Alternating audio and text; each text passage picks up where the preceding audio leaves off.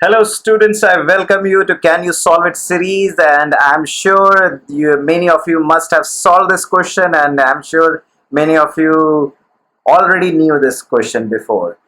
Since this formula is very famous and known as Heron's formula, or sometimes also called as Hero's formula, this formula does not require any information for finding the area of triangle except for the length of the sides, which means you don't have to find height, you don't have to find the angles, just the sides will do it. Now this formula is named after this guy called Herons of Alexandria of a 1st century AD.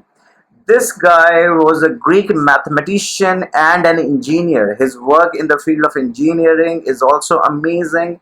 His work in the field of mathematics is also amazing. It is said most of his works are basically lost, and some of his work, the manuscripts of his work, is found in Eastern Roman Empire, and also a smaller part is found in Latin and Arabic translation. In the field of engineering, he was the one who even invented steam powered devices, also known as Heron's device or Heron's engine. At the same time, in the field of mathematics, he is mostly famous for his formula, Heron's formula. So let's see what exactly is this Heron's formula. So before we begin, we must understand that what do we understand by area. So if I ask students what is area, they mostly say area is length into breadth or something like formulas based or something. But the idea is to understand what exactly this area is. If we understand, then only we'll be able to formulate, and then only we'll be able to understand what these formulas are. So I just drew a few figures. If you can see a square, a square, and you can see number of so if I ask students, okay, tell me what is the area of any figure, so the student says that this space inside this region is called the area. If I ask what is the area of this for quadrilateral, so they are going to say that this is going to be the area. If I am going to ask you what is the area of this irregular surface, so it's going to be whatever space I can touch inside the periphery. So what about the area of circle? Whatever the space it is covering inside the boundary, that is the area. Can we find the area of something like this? No sir, we cannot find the area of something like this because it is not a closed figure.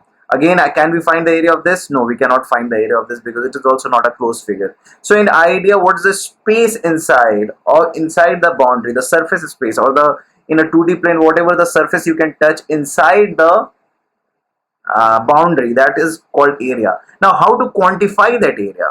So quantification of area is important, the amount of space it is taking. So if you look, I can see that 4 small squares are there, so I can say the area which is being occupied is by big square is 4 smaller square. So I can say that area of one small square is unit square, so I can say the area of this is going to be 4 unit square. If someone asks you what is the area of this quadrilateral, so I just need to count how many squares are there. If I count the squares, I can tell you the total number of squares would be, let's say it has like 30 squares, so you can say 30 square unit, or if you can count it this way, and then you can say whatever the number of squares you see inside. And same way, if someone asks you what will be the area of this circle or this, so you can say the amount of space inside, and quantifying this small is like counting the small square pieces. It is not possible to count every time, so what we do, we try to formulate things. We try to create a formula so that we can have a without getting into too much of hard work of counting small pieces of squares, we should just be able to formulate it. So let's see, आपने जब area concept सबसे पहले पढ़ा था तो आपने rectangle जरूर पढ़ा होगा. If you look into the rectangle, what you see, if you focus, you will see 1 unit, 2 unit, 3 unit, 4 unit, 5 unit, 6 unit, 7 unit, 8 unit, 9 unit, 10 unit, 11 unit, 12 unit, 13 unit. So you can say this length of this rectangle is 13 unit. At the same time, if someone asks you what is the breadth, 1 unit, 2 unit, 3 unit, 4 unit, 5 unit, 6 unit, 7 unit. So you can say, sir, 7 unit is the breadth. So what's the area? So you are going to say, sir, length into breadth. But how this formula is coming? So if you look, this is 1, this is 2, this is 3, this is 4, this is 5, 6, 7, 8, 9, 10, 11, 12, 13. So you see 13 squares in one row. And how many rows you see? 1 row, 2 row, 3 row, 4 rows, 5 rows, 6 rows, 7 rows. So 13 plus 13 plus 13, 7 times. That makes it 13 into 7. So we can say the area of rectangle is length into breadth. This is how the formula is coming. So always remember how the formula is coming. Never just remember what is the formula. Remember how it is coming. What is the idea? Similarly, I ask students, okay, tell me what is the area of parallelogram? Many of the students say, sir, base into height. But the idea is, do you know why the area of parallelogram is base into height? So let's try to do one. I'll try to draw one perpendicular here. So you see this triangle, right? I'll just shade this triangle. Now you see this triangle, blue triangle, right?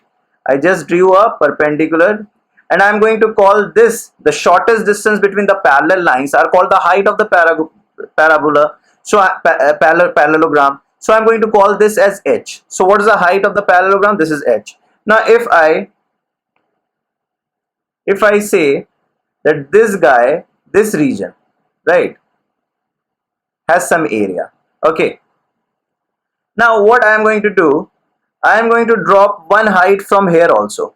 So if you drop one height from here, what do you see? And then let's join this also. So you see that,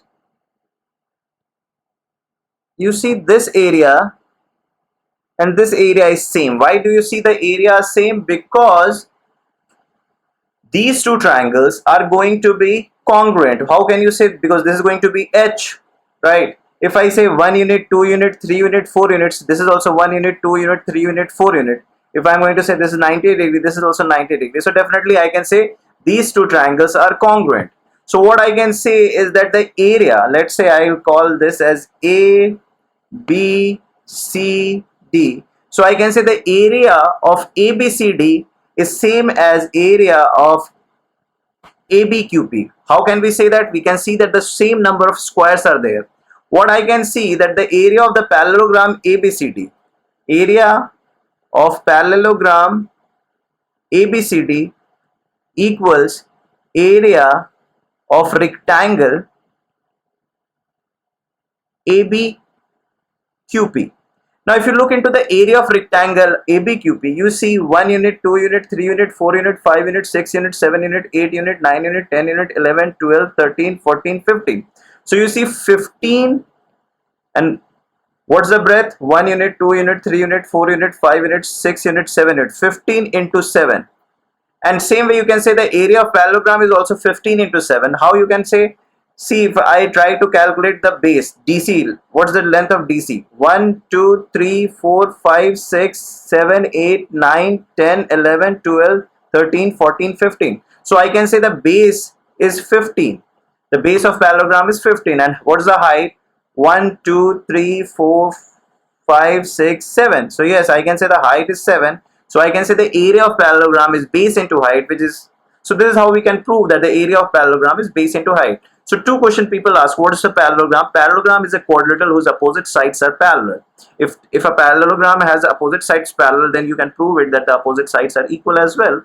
At the same time, what is the height of a parallelogram? The shortest distance between the parallel lines. So you can draw perpendicular from one of the point of the parallel line to the opposite side, that the shortest distance is going to be the height. So if someone asks you what is the area of parallelogram, you are going to say base into height. So I hope you understand what is the area of parallelogram. But I ask many questions, what is the area of triangle? Then they say it's an area of triangle is half into base into height. Many of the students, I am sure if I ask you what is the area of triangle, you will say, sir, half into base into height.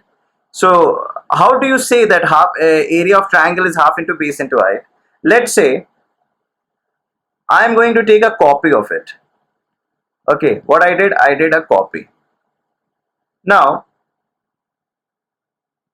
I say these two triangles are congruent.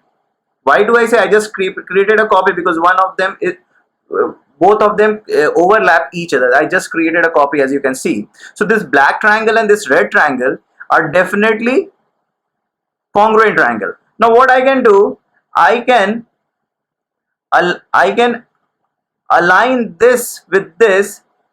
If I try to move it and somewhere I'll try to rearrange it, it will look something like this. So this is basically two congruent triangles which is creating what? It is creating a parallelogram. So what I can say that the area of these two triangles is base into height. So the area of parallelogram is base into height. So I can say this triangle and this triangle are equal in area because they are congruent. So I can say area of one triangle is going to be half of base into height. So if someone asks you what's the area of a triangle, you are going to say half into base into height. If someone asks you why the area of triangle is half into base into height, you are going to say the area of triangle is base half into base into height because the area of parallelogram is base into height, because two congruent triangles arranged together diagonally, they create a parallelogram. Now if they have created a parallelogram, and how do you say that the area of parallelogram is base into height? Sir, I can create by slashing off the one of the triangle or any portion parallelly, and then I can rearrange that parallelogram into a rectangle, and rectangle is length into breadth. How do you say that the area of rectangle is length into breadth? Sir, because the number of squares, if I start counting how many square units are there inside the area, or the amount of space, if I try to quantify, I'll take my basic unit as square unit. So I'll just count the number of squares that will be equivalent to the product of length and breadth. So I can say the area of rectangle is length into breadth. That finishes the whole logic. Now coming to our Heron's formula, that formula which came around in the year 1st century, somewhere between 40-50 AD. Now how this formula is coming. So if you look into this triangle, I drew one triangle, you can see a black triangle. Now what I want to do, I'll just try to name something. So I'll call this as vertex A, this as vertex C, this as vertex B. The side opposite to vertex A, I'm going to call the length is going to be A. The side opposite to B is going to be the length B, and the side opposite to C is going to be the length C. Okay, so this is what is the nomenclature we are going to use for our triangle. Now let's say I have to find the area of a triangle. So what I am going to say, we know what's the area of a triangle. We know area of triangle is half into base into height. So what I can say is delta. Delta denotes the area of triangle ABC. So I'll denote area of triangle ABC, area of triangle ABC by delta. So I'll be using the symbol delta for denoting the area of triangle ABC. So what I can say is delta is half into A into H. But Mr. Heron's created this formula only for when the sides are given, height is not required. So what we have to do, we have to figure out the way to get rid of height. So if you look, this is your right angle triangle and this is your another right angle triangle, and I'm sure you know Mr. Pythagoras and you know what is Pythagoras theorem, right? Another great mathematician.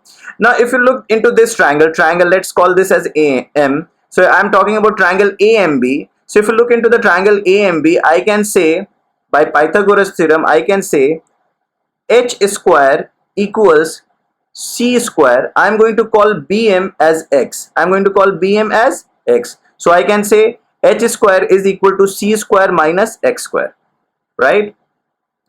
And if I ask if BM is X, can you tell me what is going to be MC? The whole length of BC is A, that is small a opposite to A. So I'm going to call this as A minus X.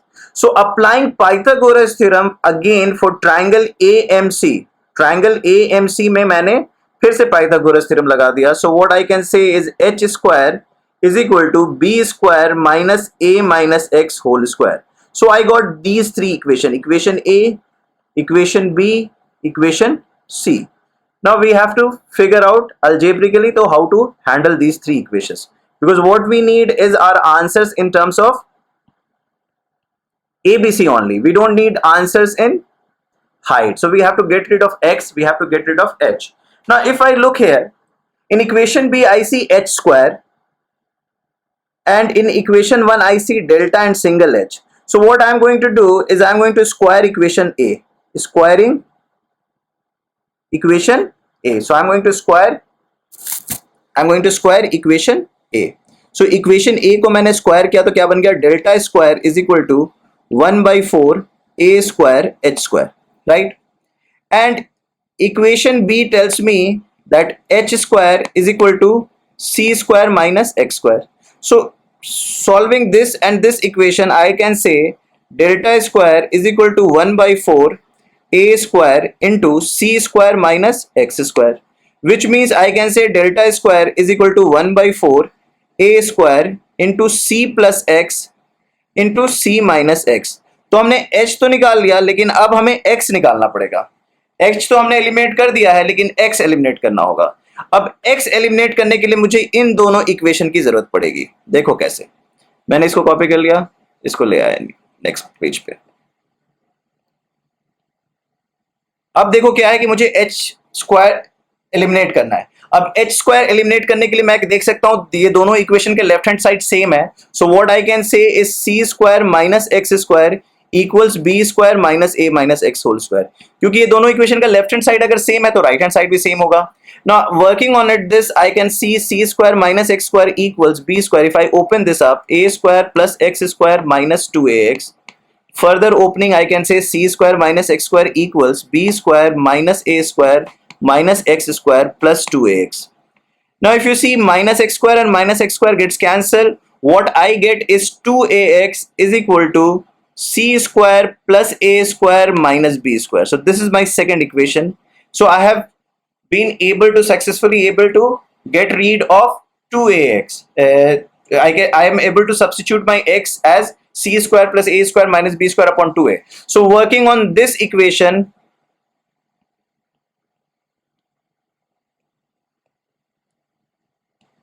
so I brought this equation here and then bringing the other equation. Now these two equation is the final equations which we need to work because we have already used all the equations. So this is what we have to work now. Now if you look into this equation which is like delta square, now let's use other color. So I can say delta square is 1 by 4. If I try to write this as 1 by 16 into 4a square into c plus x into c minus x. You will understand why did I use 4x square, because I got 2ax here, so I want my calculation to be easier. So what I'm going to do, 1 by 16 into 2a into 2a into c plus x into c minus x. So what I can do is 1 by 16, 2a goes with here inside, so I get say 2ac plus 2ax, and then 2a goes here, so it becomes 2ac minus 2ax. So what I need, I got this equation, I'll just write it in the next page. So I got delta square equals 1 by 16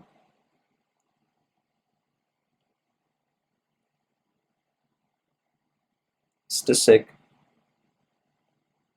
I got 2ac plus 2ax and 2ac minus 2ax. So I'll just write 2ac plus 2ax and 2ac minus 2ax, right? And what is 2ax? If you remember, अभी हमने निकाला था 2ax is c square plus a square minus b square. So I'll just place it here. So 1 by 16 into 2ac plus 2ac plus what is 2ax? 2ax is c square plus a square minus b square. C square plus a square minus b square. Now the question has been become easy. 2ac minus c square plus a square minus b square. Now if you focus here, you know this. You know exactly what is this. What is this? 2ac plus c square plus a square. This is a plus c whole square. So what you can do is 1 by 16 into a plus c whole square minus b square. And what you can do here, 2ac minus c square minus a square plus b square. So what I can do, this is, you know, this is a difference of 2 square. You know what is exactly is x square minus y square, that is x plus y into x minus y. So what is a plus c whole square minus b square? That is going to be a plus c plus b into a plus c minus b. So this is going to be a plus c plus b into a plus c minus b. Now if I look here b square and I'll put minus inside, it will come a square plus c square minus 2ac. I'm sure everybody know what is a square plus c square minus 2ac, that is a minus c whole square. So what I can do is 1 by 16 into a plus b plus c into a minus b plus c into, अब क्या हो गया, again it's a difference of two perfect square, that is b square minus a minus c का whole square. I'll just copy it this and I'll take it to the next page. So this is the equation I have got, and this is the last step of my question. So what I can do is 1 by 16 into, this is a plus b plus c, as you can see, this is a minus b plus c, as you can see. Inside I'll get b plus a minus c, that is perfect difference of a square, that is x square minus y square, that is x plus y into x minus y, and this would be b minus a plus c. So if I try to write it, it would be something like 1 by 16 into a plus b plus c into minus a plus b plus c into a minus b plus c into a plus b minus c. And if you try to rearrange this 16, this will be something like a plus b plus c by 2 into minus a plus b plus c by 2 into a minus b plus c by 2 into a plus b minus c by 2. So what you can see is, I'll just copy it.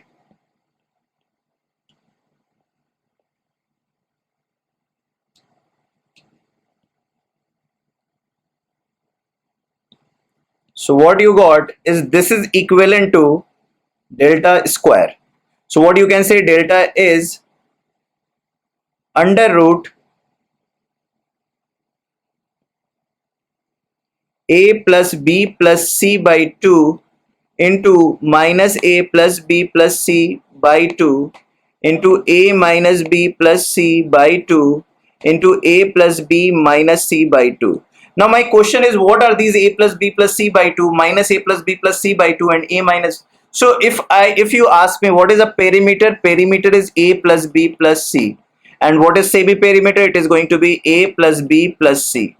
The perimeter is just the sum of the all sides, boundary sides. So you can say perimeter is a plus b plus c. The semi-perimeter is going to be a plus b plus c by 2.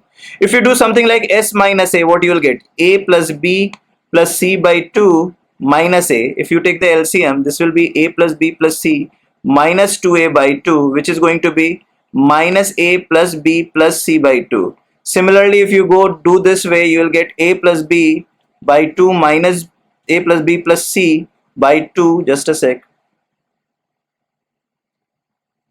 a plus b plus c by 2 minus b. So again you can take the LCM, this will be a plus b plus c minus 2b, which is going to be a plus a